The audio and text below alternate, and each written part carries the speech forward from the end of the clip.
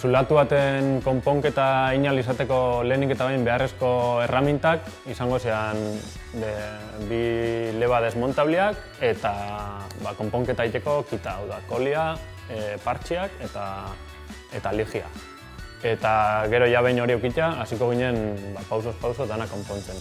Lehenengo pausua izango zen gurpila ateratzea bizikletatik. Behin gurpila bizikletatik kanpora dakunean, ez errina horretik, inbiakuna da kanpo kaldetik begiratu, zulatua nun dauen, kristala, ultze bat, burdin bat edo zer izan den. Eta behin hori ja, joango ginen ja, kubiertian alde oso bat desmontaitera. Kubiertian alde oso bat desmontauta dakula, barruko haize kamara ja atarateko moduan egongo ginen, eta ingo gena zen haize kamaria kanpora atara. Behin haize kamaria kanpoan dauela, kontutan eukibiakun gauza bat da kanpora ataratzeko orduan posizioa behiketia zein jan. Zertarako, gero zulua topaiten dunean, jakiteko kubiertan, zelekutan begiratu nun dauen kristala, edo ultzia, edo zulatua indoskun elementua. Zulatua konpondu aurretik identifikau inbiu. Bai nun dauen eta ze eratakoa dan, ze lau motatako zulatuak egon leke. Bat eta ezin jana konpondu, izango zen balbula onduan dauena. Hori horrezin ja ez partxeri jarri, ez ezer.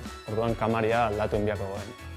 Bigarren zulatu mota izango zen kamara de aire edo haize kamara barruko aldetik, gurpilan barruko aldetik zulatu danean. Hone gure esatea gurpilan barrukaldeko radixuak zulatu injauela barrukaldetik haize kamaria. Hau da, ez tala kanpoko elementu bat izan zulatua eragin dozkuna. Hirugarrena izango zen kanpoko elementu batek sortutako zulatu mota, eta kasu hortan eukiko gen haize kamaran kanpokaldean zulo bat.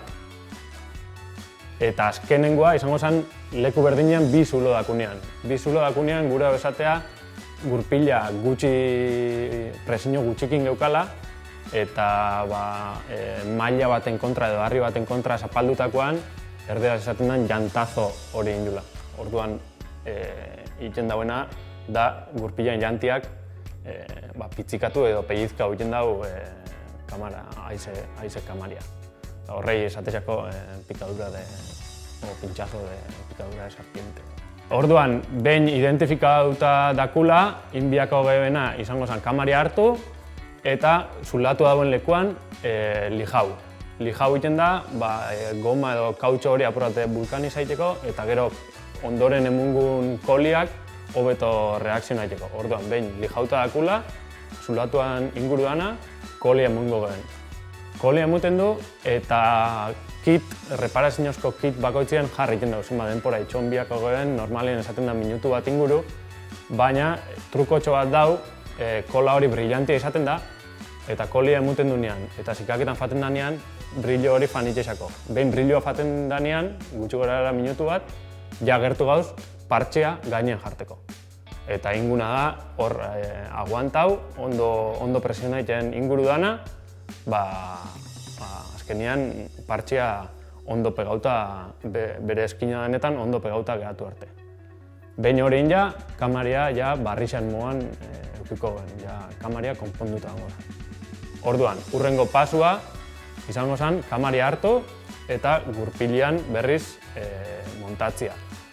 Montau aurretik, komenigarrixa izaten da apurtxo bat guztia. Zetako, forma borobil hori hartzeko eta montajia askoatik errezagoa izateko eta barruan ez korapilo edo olako kurba rarorik ez itxeko kamaria. Orduan, kamaria sartuko gen barruan, berriz zabaldi dauen kubiertean alde hori dana itxiko gen bukaeraraino, beraino, alba da eskuakin, desmontabliak erabili barik, eta ja behin hori inja dauela, gurpila berriz montaukoen bizikletan, eta azkenengo pausua izango zen puztu, eta listo, konponduta egongo zen. Hor kontutan hartu biharri Biharrekoa izango zen ze balbula tipo dakon gure haize kamariak, hau da, fina edo zabala. Fina baldin bada, goizan dakon tuerkatxo hori soltau bizako puztu aurretik, eta gero berriz lotu, puztu ondoren, eta zabala baldin bada, zuzenean haize gailua konekto eta inflau, eta listo, konpondu. Eta presto.